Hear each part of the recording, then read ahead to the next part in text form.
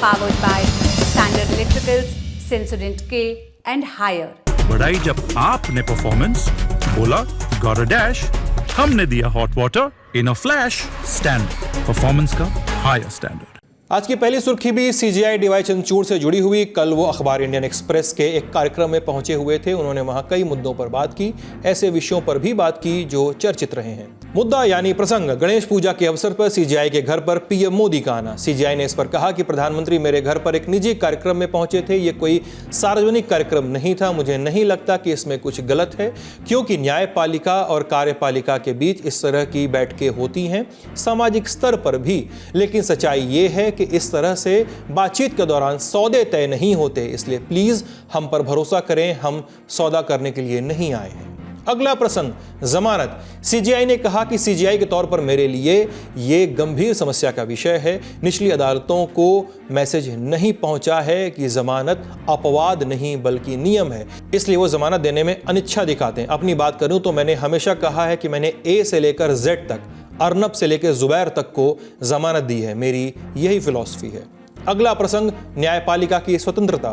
CGI ने कहा कि कुछ इंटरेस्ट ग्रुप और प्रेशर ग्रुप इलेक्ट्रॉनिक मीडिया का सहारा ले रहे हैं और किसी परिणाम तक पहुंचने के लिए अदालत पर दबाव बनाने का प्रयास कर रहे हैं। जब आप चुनावी बॉन्ड पर फैसला करते हैं तो आप बहुत स्वतंत्र होते हैं, लेकिन अगर सरकार के पक्ष में फैसला आता है तो आप स्वतंत्र नहीं हैं।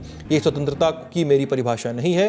न्यायाधीशों को मामलों पर फैसला करने की छूट दी जानी चाहिए। इसके अलावा और एक प्रसंग कोलेजियम से भी जुड़ा हुआ है। दरअसल हाई कोर्ट्स और सुप्रीम कोर्ट में जजों की नियुक्ति के लिए सुप्रीम कोर्ट के शीर्ष जजों का एक समूह, जिसको कोलेजियम कहते हैं, केंद्रीय कानून मंत्रालय को कुछ नाम भेजता है। मंत्रालय से अनुमति मिलने के बाद उन नामों को जजों के रूप में नियुक्त कर दिया जाता है सुप्रीम कोर्ट और हाई कोर्ट्स में। लेकिन इसमें 2-3 तरह के आरोप हमेशा से लगते रहे हैं। पहला आरोप कि सरकार अक्सर कोलेजियम की सिफारिशों पर काम नहीं करती, क्योंकि सरकार अपनी मर्जी के जजों की नियुक्ति अदालतों में चाहती है। दूसरा आरोप कि कोलेजियम द्वारा ऐसे जजों की सिफारिश ही की जाती है कि जिनके नाम पर सरकार को ज्यादा आपत्ति न हो। और तीसरा आरोप कि कोलेजियम की कार्यप्रणाली अपारदर्शी है। अब कोलेजियम को लेकर चल रही इस बहस को पत्रिका कारवान में लिखे सौरभ दास के आलेख performative justice the equivocations of DY Chandrachud से बल मिलता है। ये लेख DY Chandrachud, CJI DY Chandrachud की प्रोफाइल है। इसमें भी कोलेजियम पर और कोलेजियम की कार्यप्रणाली पर बहुत सारे सवाल उठाए हैं। और जब कल के इंटरव्यू में सीजीआई से कोलेजियम के बाबत सवाल किए गए तो उन्होंने क्या कहा? मैंने कोलेजियम से पारदर्शिता लाने का प्रयास किया है, जिसके तहत हम कोलेजियम की सिफारिशों को, उनके रेजोल्यूशंस को इंटरनेट पर डाल देते हैं ताकि लोग देख सकें कि हमने किसी जज का नाम क्यों सुझाया।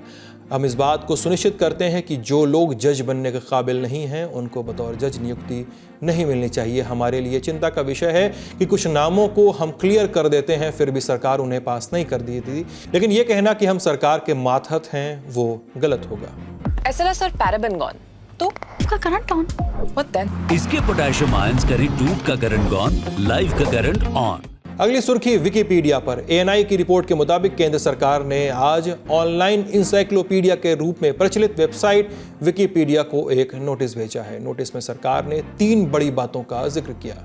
पहली, विकिपीडिया में दी गई जानकारी एक तरफा होती है, इसमें कई जानकारियां गलत और भ्रामक होती हैं।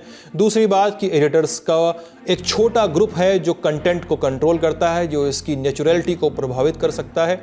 और तीसरी बात कि विकिपीडिया को एक मीडिएटर के बजाय पब्लिशर क्यों नहीं माना जाता।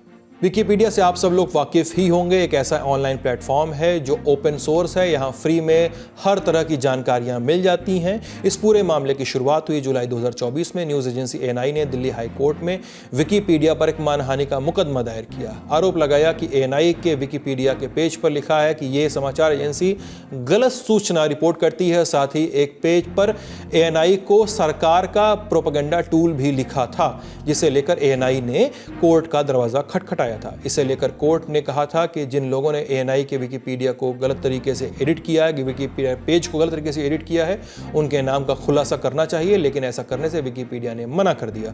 कोर्ट ने विकिपीडिया के जानकारी शेयर करने न करने के इस मॉडल को तब खतरनाक बताया था। और अब आया है कोर्ट का, केंद्र का ये नोटिस।